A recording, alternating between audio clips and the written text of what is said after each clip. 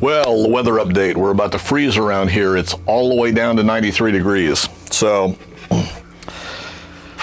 and it's later in the afternoon. It's been pretty nice this morning. So just thought I'd give you a quick update. And I was gonna shoot some stuff, and then I wasn't gonna shoot some stuff, and it ended up I got busy all day. But there's one that made it worthwhile to share with you. So started off the day, I thought I was gonna go ahead and ram up another set of molds since I'd tempered the sand yesterday.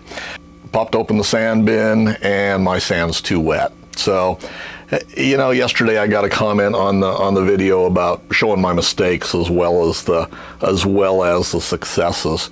And the reality is, especially with casting, you're going to end up with failures. You know, I mean, there's so many variables in there, and unless you're doing the same thing every day, why you're gonna have failures along the way. And in reality, I expect to have failures. You know, some stuff just does not go right when I'm prototyping something new. Why, I don't know exactly how I want to gate it, you know.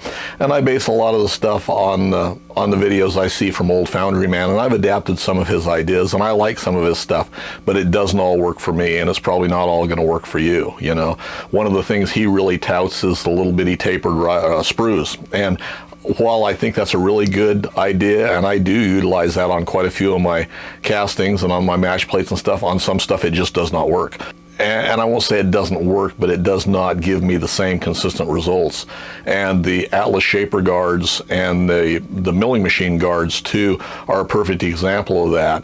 And the reason is those are such thin castings, and then they've got the segments in there, the decorative air vents or whatever you want to call them. When you put those in there, well, you've got to flow metal all through those, and that can be tough if you're trying to do it with that small sprue. I have done it with a small sprue, and it does work, but I have trouble keeping enough flow and running that hot enough metal through those thin sections that a lot of times that will short. I found, like the one I popped out yesterday with the big sprue, the big riser, and lots of gating going through there. That's kind of an obnoxious looking gating system, but I can pretty much ram those up like that and get a good pour, good consistent pour time after time, as long as my sand's right.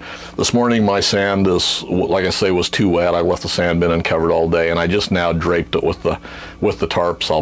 Hopefully it'll dry out a little bit more. I'd like it just a little bit drier, but either tomorrow or Sunday I'll go back and I'll ram up some more molds. The main thing I wanted to do was another one of the hubs for the sand muller for that wheel. That way I can keep that project going, and whenever I get ready to machine those, why I can go ahead and machine those out. Got the 4-inch round material ordered for the main spindle there, so when it gets in, I'm going to go ahead and bore it, and then we'll set it up on the shaper or on the planer to cut the keyways in it. I think that'll be a nifty little project for on the planer. So that'll be here in the next week, 10 days, something like that.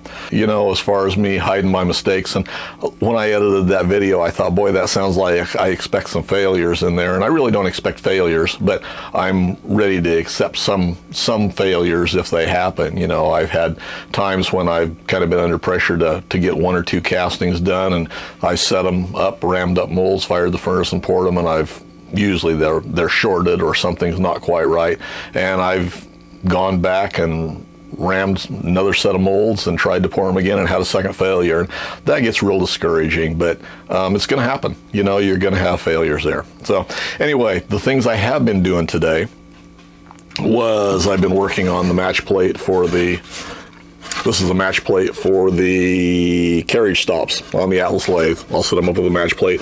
Got to print out 2 more sets of those to finish out this plate, and some gating for it. So that's in progress. Got a little more forward movement on that. I did set up to put the pin in my last little tool holder, so all I've got to do is finish the center hole and the radiuses, and then cut the bushings for in the turret lathe tooling. Didn't have a V-block small enough to do it, and I thought, well, guess what? We just made 6 sets of blocks for the little Atlas milling attachment for that vise on there. So I just took 1 set of those with a V in it and dropped it in my vise and used it as an upright to hold that centered up. So that went along. These plates, and I had to laugh about this because I was back looking at our eBay stuff again, and I normally will just look, unless I'm just spending a little time while I'll look at the new listings and see what's there and see what's happening. And I follow certain ones of those, and others I just discount. So now I have the two prototypes, which I've thrown them out there on with a sale tag on them, because they do have some shrinkage voids in them. They're not perfect, but mounted up on the shaper, you're not going to be able to tell the difference. They look fine. They look very nice for on there. So what I found interesting was I was looking through listings yesterday, and I looked at the one that started out at, I think it was $149. It was right at $150, if I remember correctly. I may be mistaken, but it was pretty close to that. And it was listed as rare. Well, then I came back after I looked at the listing another week later, and it no longer said rare. And I believe it was down to about $125. Well, I looked at it yesterday, and now you can have that original piece of crap for $99. So these are now listed on the website. I think I put them on sale at $40. I think the regular price on the ones that are going forward, now that I've kind of got the match play figured out there, I think those are probably going to be out there at $50. So, and whatever shipping is with those, I think I put them with a flat rate box for $7 or $8. So, but yeah, now the one that was original and rare that you had to have 150 for, well, now it's down to 100. So I think we're working the right direction on making Atlas machines affordable again. I found that kind of funny. So that's going on. I was going to actually shoot video of building tooling for the wiper covers, and this is off the shaper, and there's 4 of these, 2 lefts and 2 rights, I believe is what's on the shaper. This procedure is going to work for the lathes too, even though it's going to be a different size, and I think this can be done out of a couple of pieces of hardwood if what you're going to do. What I've done is I'm kind of setting them up as a production item, because I will produce a few of them. There's my plug that I'm going to press them with. And I think, like I say, this could be to get 2 or 4 of these done. You could do those in your own shop out of a couple of pieces of hardwood. There's going to be the plug for it, and this is going to be my material. I haven't had a chance to set it up in the lathe. We're going to bore it out so we can just plop those in a press and shove them through. Now, what I found interesting about this is when you look at this, this is one square piece, and that's the way I'm going to press them. It's exactly the only difference between the left and right is it's rotated around. So it's going to be the same blank for whether you want a left or a right. It's just which side you cut out and where you put your screw holes. So those will be a project coming up. But anyway, I think this is going to be quick and easy. And like I say, I think to make your own, to make a quantity of 2 of them or 4 of them, whether it's for the lathe or the shaper, I think it's going to be very easy and very inexpensive to do. Material for it, Ace Hardware, Home Depot, Lowe's, whatever your big box store is. This piece, and this I think is a little bit heavy. What is this? This is about 22 gauge, and I think it was $8 for the piece of it. So make Atlas machines affordable again. Let's keep it going. So there was that. Like I say, I got stuff going for the sand muller. Here's the main shaft. I've had it sitting waiting for this project to proceed here for quite some time. It's been sitting for several months. So those are the main things I have going on. The thing that really inspired this, and this did inspire me because it showed what a hack I am. Now, I had a guy named Steve sent me some pictures of some gears that he had cut for the Atlas, and it goes on the Atlas mill. And I kind of looked at the pictures and thought, yeah, those are nice and everything. And he emailed me again and said that he wanted to send me a set. So he didn't want to sell them, he just wanted me to have a set and do what I wanted with them. And, he was never going to use them because he'd made a couple of sets apparently, because he'd gotten an Atlas mill and the miter gears and the gearbox were trashed. And I said, oh, okay, Well, today I got this box. Now, I can't tell you how much I appreciate this, because for no expected return in the Atlas community, why he has sent me some parts, which I may or may not be able to use, which whatever happens, and I can tell you what's going to happen. At some point, these are going to get sent on to someone that needs a set of gears, and I don't know how we're going to do that yet. But anyway, he sent me that. He paid the postage for priority postage, which was $8 and something. And he sent me a thumb drive with a bunch of images and a bunch of videos on it. And I truly hope he has a YouTube channel. All of these videos, when I first opened this thumb drive, why I couldn't open the first few, and there's a bunch of files on there. I couldn't open them. They wouldn't open on my system, and I'm, I thought fairly well set up to open this. Well, once I got about halfway through, then I could open the files in a different format. So I got to see some of his work. I got to see his setup, got a few pictures of him, and his little video clips are 4 or 5 minutes a piece on most of them. I hope he has a YouTube channel, and Steve, if you're watching this, throw these out on YouTube. There's no audio or voiceover. It doesn't matter. The work is absolutely magnificent, and you need to share that with everybody. So just throw it on a YouTube channel. It doesn't matter if you explain what they are. It's the machines working. It's some different setups, and it's truly impressive. So it's worth viewing. It's worth you sharing with people. So what he sent me, and this was a demonstration, and it took me a while to figure out. This is just a small bit of his work that's not Atlas related at all. And I think this part had been run and it's been cut off. And the only reason I believe it's been cut off, and I think it's probably a part that either was run or was built and did not pass inspection, whatever the case may be.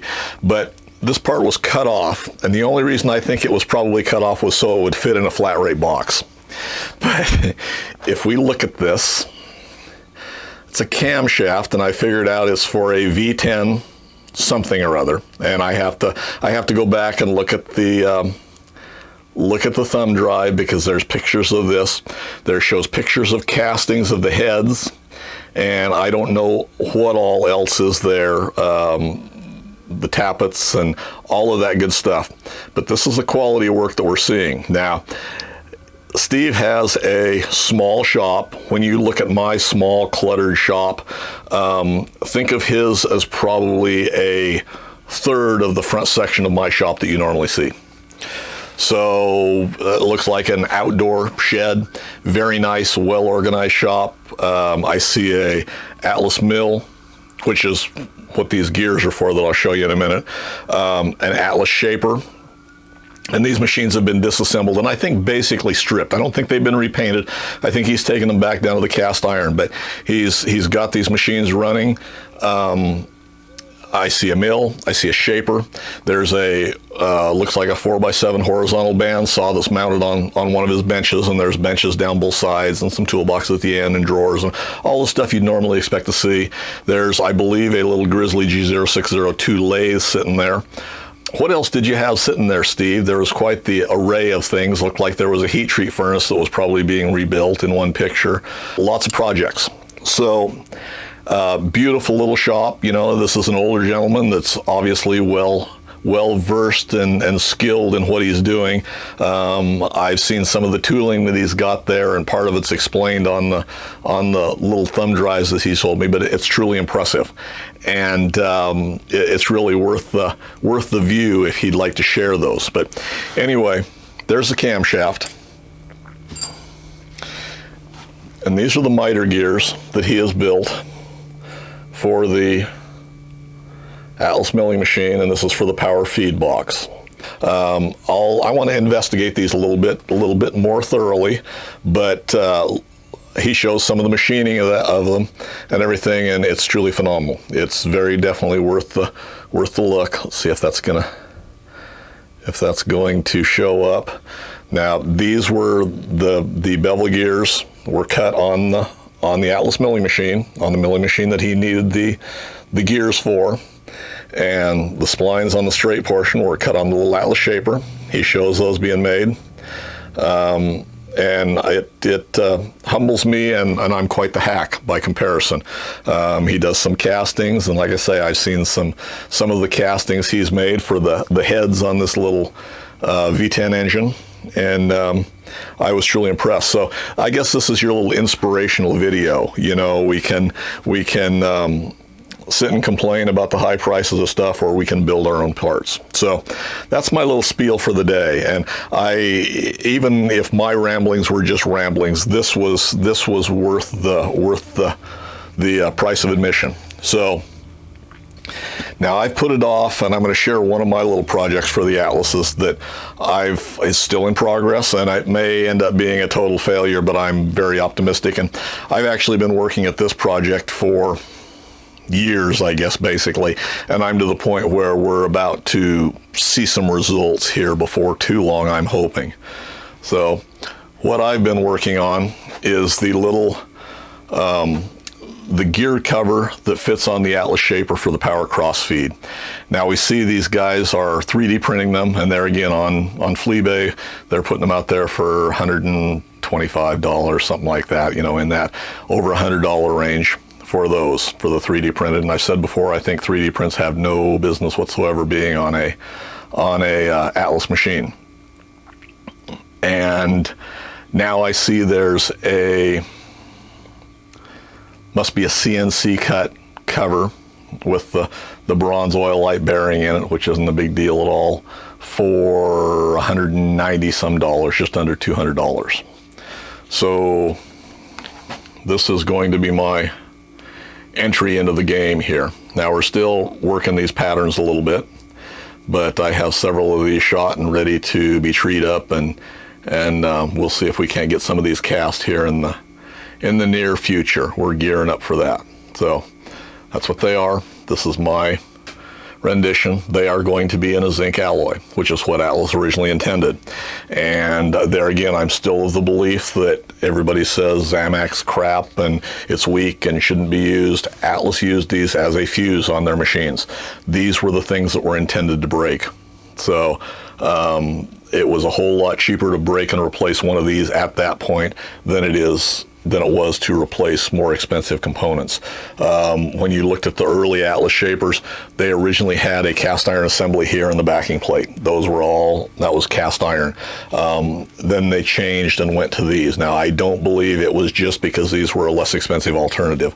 I believe that Atlas figured out in their infinite wisdom that it was cheaper to replace a Zamac part that broke here rather than gearing lead screws, crossfeed screws, whatever the case may be, on the Atlas machine or on the Atlas shaper, because that's where they broke, is when you ran these under power feed, you ran them to the end of their travel and they crack them right out here. Something had to give, so this is what it was. So anyway, this is my little entry into the game. You know, we'll see. I've been through about 5 or 6 different molds to produce these, and I still have not cast any. So once they're cast, I may have tolerances out. They may not be proper tolerance. They may not want to accept the bushings where they're supposed to, the way they're supposed to, and there's still any of a number of problems that can happen. But I really, in all honesty, expect this to be very successful, and it's going to be pretty close to original. So once I get this one done and perfected, you know, along those same lines, we have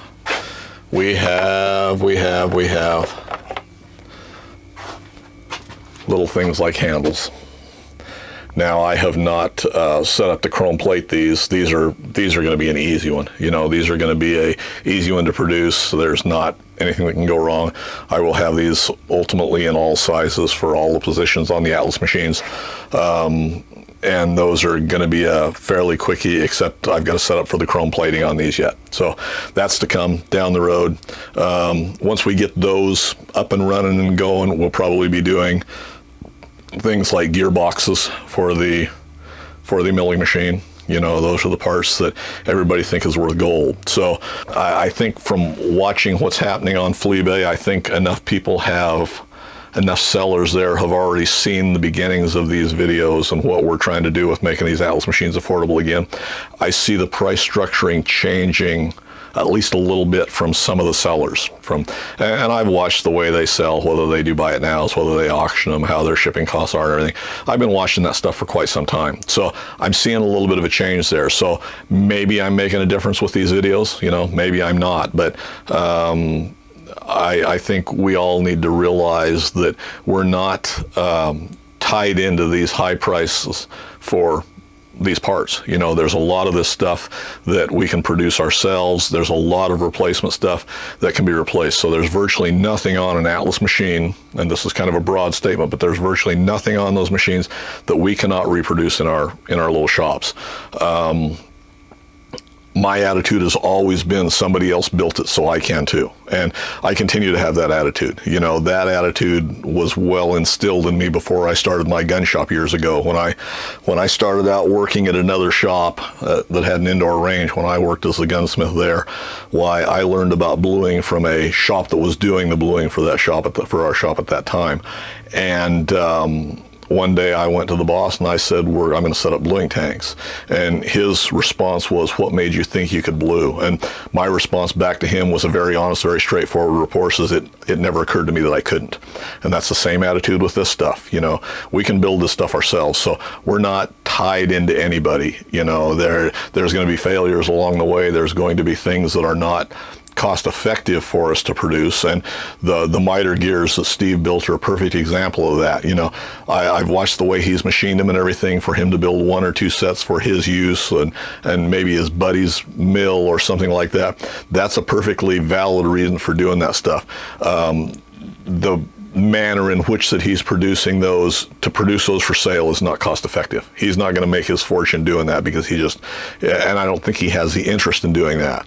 But the thing is, we can all do this stuff in our own shop. You know, it may take some thinking, it may take some figuring out, and there's going to be failures along the way. But this stuff can all be done. So now I've been on my soapbox again. That's my inspiration for especially those of us in the United States where we can do whatever we want. You know, we're coming on the 4th of July. It's independence. So our freedoms are to be celebrated here. And if that includes freedoms from the sellers on eBay, then so be it. So anyway, I'll get off my soapbox. Hopefully you found this a little bit informative. Hopefully you found the display of Steve's miter gears and his little camshaft to be truly inspirational, because it is for me. You know, that's excellent work. Those miter gears are going to go to someone eventually. Now, I'm going to set them up in a milling machine gearbox. I want to see how they fit. I want to see how they run, and we'll figure out what we do, you know, or what they'll do. But I think the workmanship, the way he's got it set up, the tooling that he's built to be able to accomplish that is truly inspirational. So anyway, I appreciate you guys taking the time to watch. Have a safe 4th of July. I don't know if I'm going to do anything else over the weekend or not. I'll probably throw something else out here. But have a safe 4th of July and celebrate your freedoms. And as always, thanks for taking the time to watch.